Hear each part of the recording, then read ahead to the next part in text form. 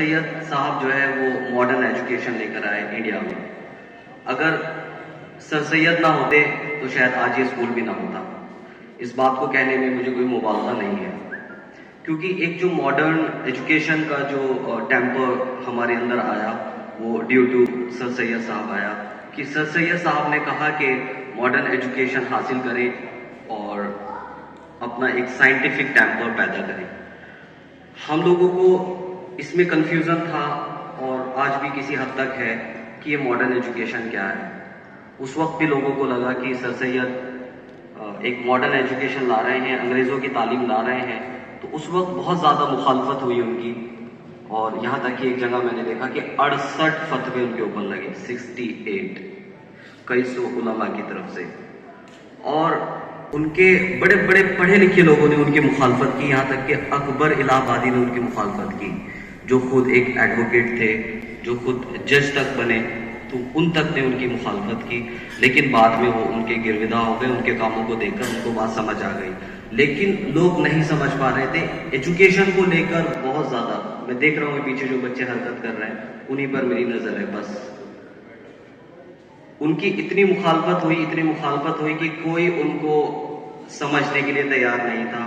तो आप समझ लीजिए कि अगर सर सैयद अहमद ना होते तो शायद आज मुस्लिम कौम के अंदर जितनी कितनी भी आज एजुकेशन है वो ना होती। मैं यहाँ माइक पर खड़ा होकर ना बोल रहा होता, आप मुझे वहाँ सामने स्कूल के ऑनर, स्कूल के प्रिंसिपल बनकर ना सुन रहे होते, हम सब किसी और दुनिया में घूम रहे होते।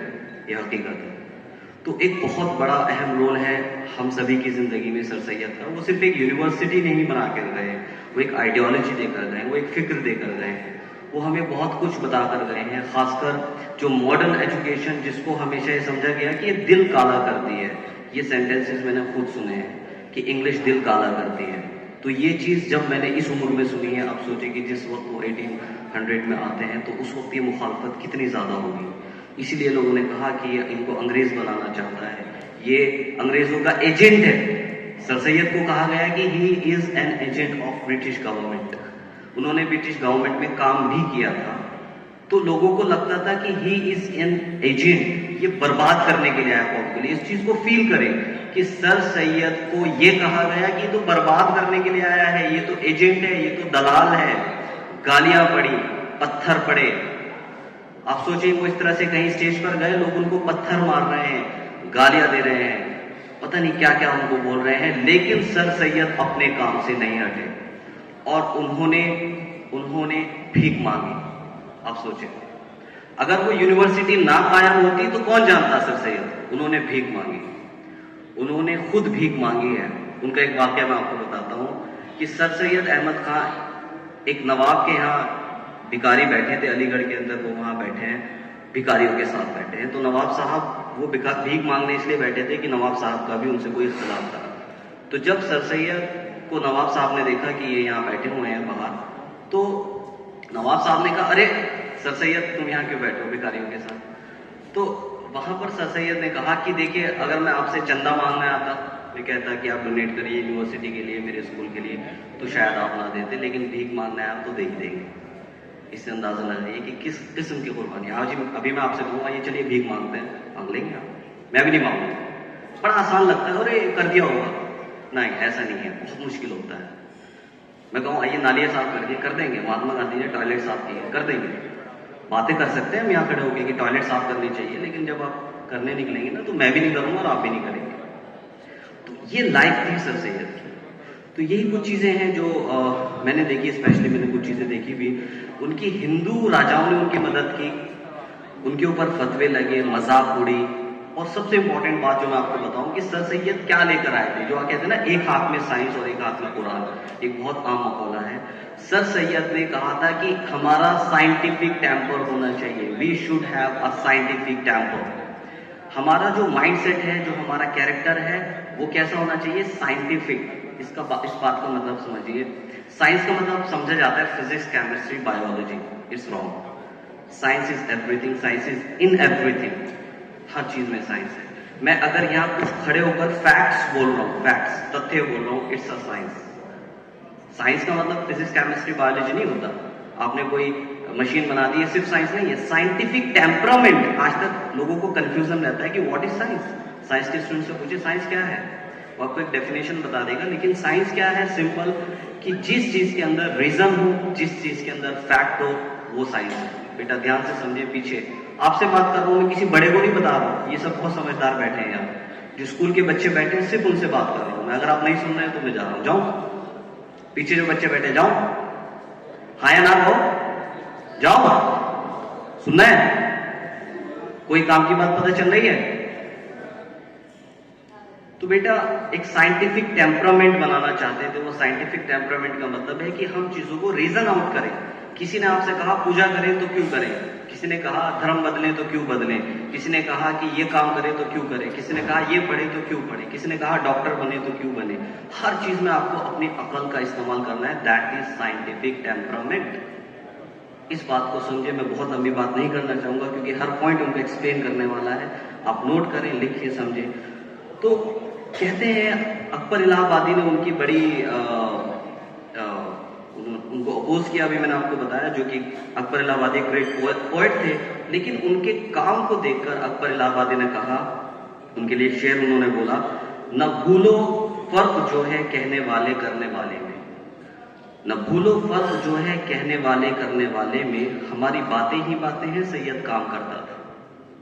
हमारी बातें ही बातें हैं सैयद काम करता था। सैयद ने क्या काम किया वही मैं आपको बता रहा था कि भाई इंग्लिश पढ़ें, मॉडर्न एजुकेशन हासिल करें, साइंटिफिक टेम्परामेंट डेवलप करें, इन्वेस्टिगेशन, अपने अंदर एक इन्वेस्टिगेशन वाला कैरेक्टर डेवलप करें कि आप इन्वेस्टिगेट करते हैं।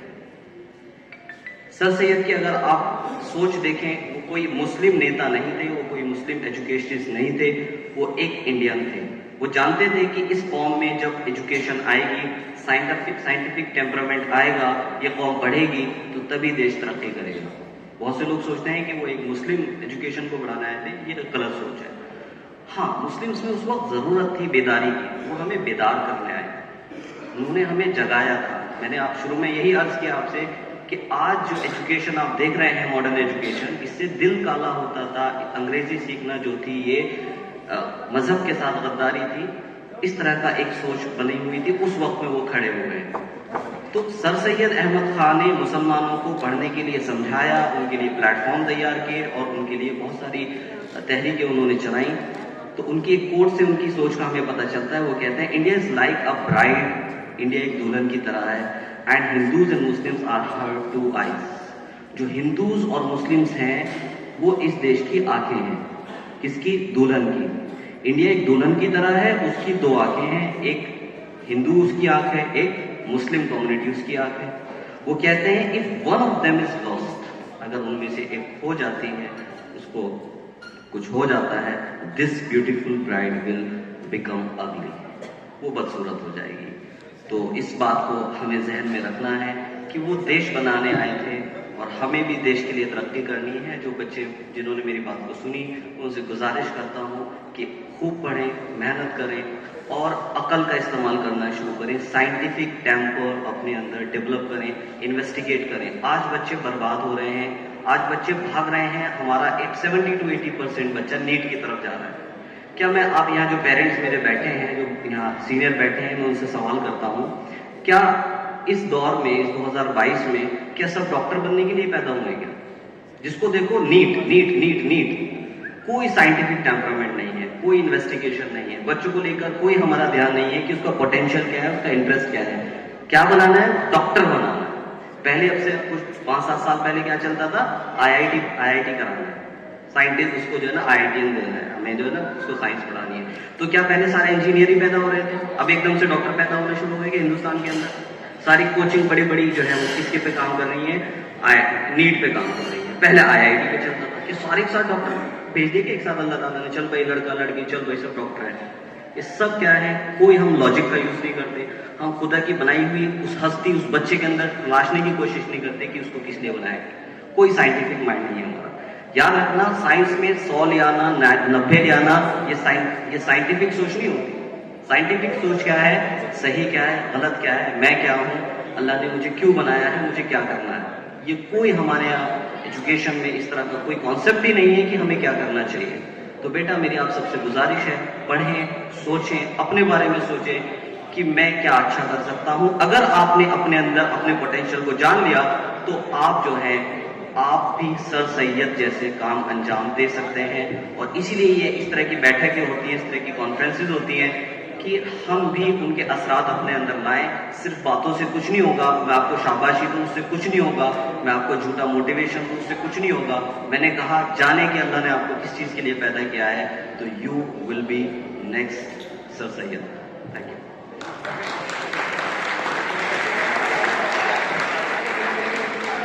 जहांगीर साहिब सर सैयद अहमद खां की जिंदगी पर रोशनी डाल रहे थे।